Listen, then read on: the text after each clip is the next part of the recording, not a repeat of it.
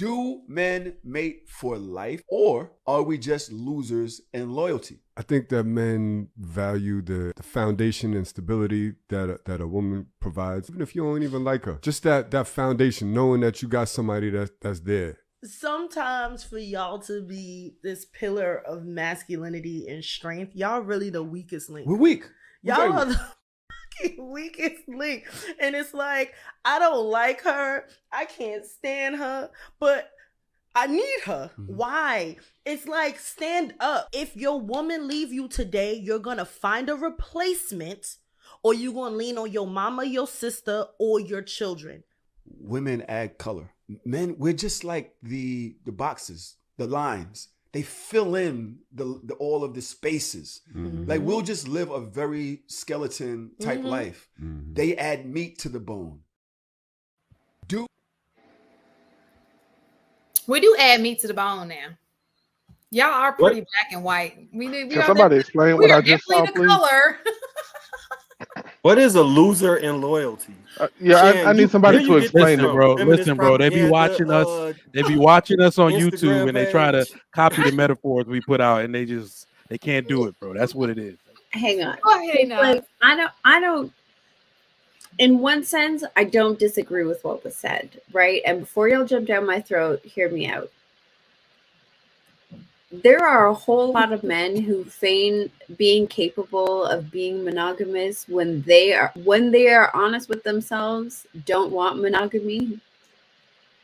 So if you are not honest about the things that you truly desire, you are a loser to loyalty.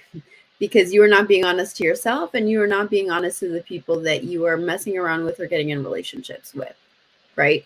That also makes you weak. If you can't stand and blatantly say the things that you want with certainty, with vigor, and the non-negotiables stay non-negotiable, that makes you weak, right?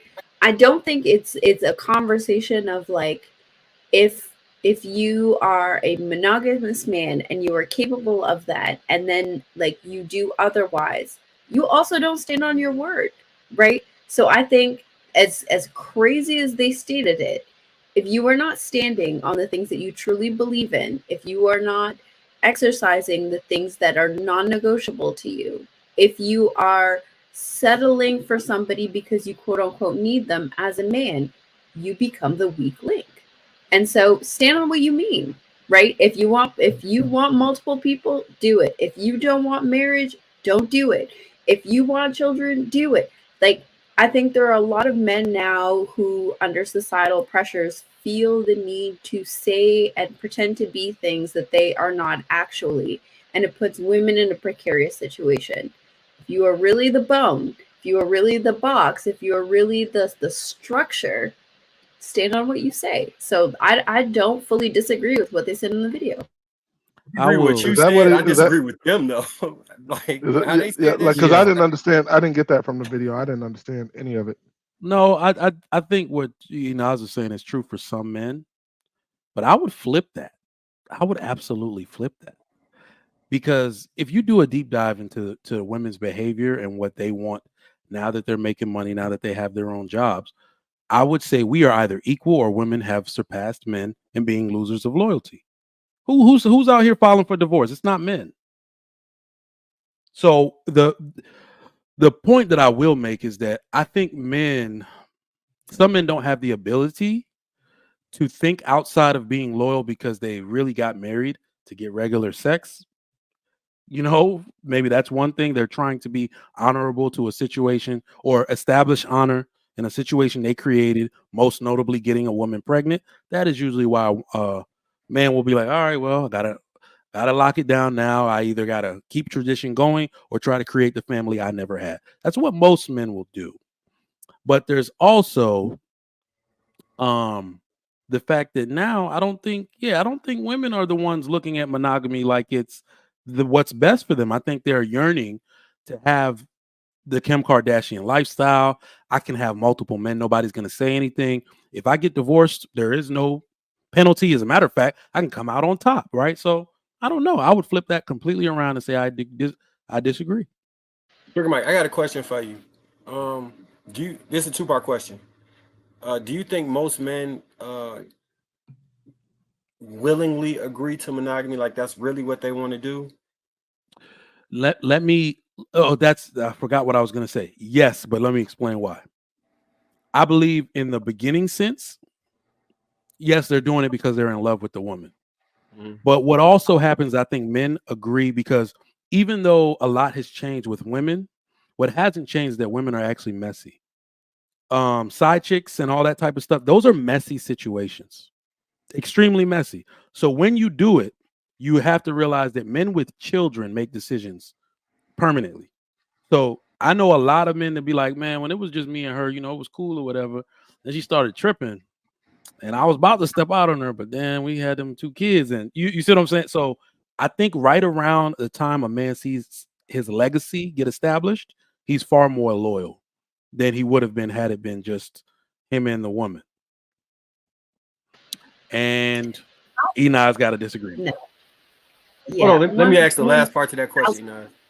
So if they do you think it's any validity to her statement that by not being able to voice what we actually want or desire, that we are in a way weak? I think men are like grossly so think about it this way.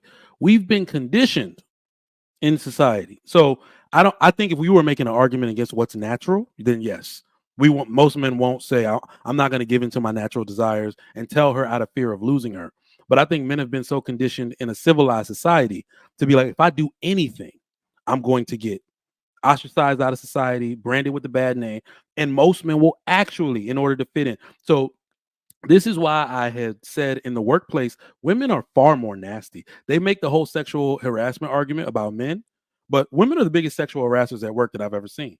And I work in medical field because most men will realize if I say anything or I make a pass at somebody and that shit go the wrong way, they're immediately going to HR. That's how most men feel.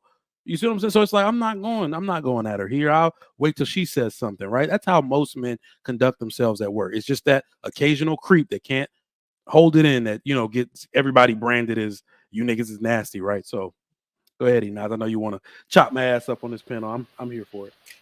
No. We all know I don't move like that, but barring the extremes, right? Like talking about the majority of people who fall in the middle, right? Well, we say these women don't have loyalty because they're leaving these marriages. My question is if men are being conditioned to not be honest about their wants, their desires, their non-negotiables, who's really setting the relationship up for failure, right? Whether it's polygamy, whether it's boundaries, whether what respect looks like, whatever it is, right? Who's really setting the relationship up for failure? Is it the person that quit, or is it the person that set up a system that was doomed to fail in the first place? Because we have this conversation like women are always at fault. And I understand that women have their part. I'm not absolving women of their part, right? But we also have to negotiate, that we also have to acknowledge the fact that if men are the leaders, if men are the backbones, if men are the ones who create infrastructure and structure, right? How did we get to that place? What's men's role in that? I think I drink to that point, Enos. Y'all go ahead. Yeah, I will say I think a percentage of it's men not telling women what they want and not being open and upfront. I think that is a percentage of women having to take the eventual step of I got to divorce this man because he is just doing what he wants with completely disregarding all the vows that are taken. But I think a larger percent of men actually took vows and we actually understand what that means. I think in a family structure, men are the ones that establish honor. All a man, especially in our women aren't really privy to these conversations, but in the conversations with men, if I want to get slapped in the face verbally real quick, let me go tell my homeboys about my problems. They're not going to be on my side if I did something wrong, right? You're going to get a huge dose of, nah, my dude, you gotta fix that. You wilding out here. So most men are always being pushed to stand on their honor. So it's not necessarily not telling the woman what they want. You said you was gonna do it, bro. This is your kids are involved. They at stake, bro. That's what you're going to hear. So we practice a wait and see. Well, stuff is bad now. let me just wait and see. Let me hold it out. Let me keep honoring this situation for the children's sake. Let me do what the vow. Well, let me do what I vowed. I said I was going to do rather than quit. So I think a larger majority of the men do that.